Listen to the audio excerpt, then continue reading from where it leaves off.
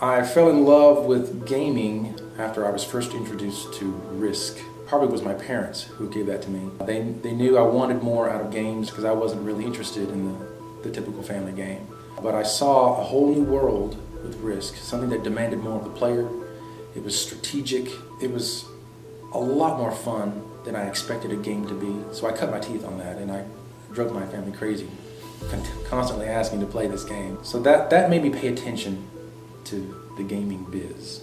I realized you could actually make a living doing this, designing games. I wanted to try my hand at that, and I would make my own games with my own space theme just to see how stuff worked and why it worked that way.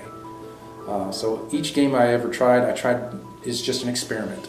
Does this approach work? Does this type of mechanism work? Dogfight is a fast-paced spaceship combat game. It's meant to be easy to learn. Getting to that point took a lot of effort. It's been 10 years now. The story, the game world, started to emerge shortly after we started developing the gameplay itself. Earlier on, we realized we needed some boundaries.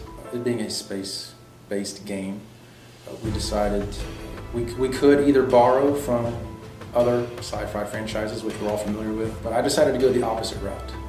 I went with primitive space tech. That made a really solid setting.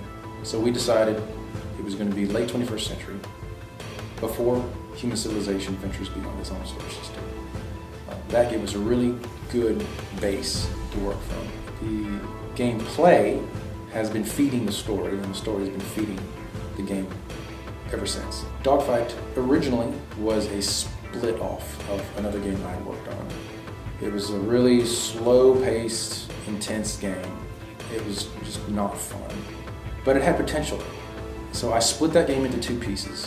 One would be the fleet idea, which had some promise. The tactical element would remain in the other game, and that couldn't handle fleets, so I decided that would be a one-ship only approach. And that really has guided the development of Dogfight. I wanted a game that was easy, complex enough to be interesting, and highly customizable. And my loyal playtesters, two guys in particular who've been with me for all 10 years, they kept coming back week after week, and they obviously enjoyed the game. And a new idea here or there would be for a new card, and that new card would turn out to be a lot more than just a card. And multiple ideas turned out the same way, adding a new dynamic, a new avenue to explore. And the game just continued to grow beyond there.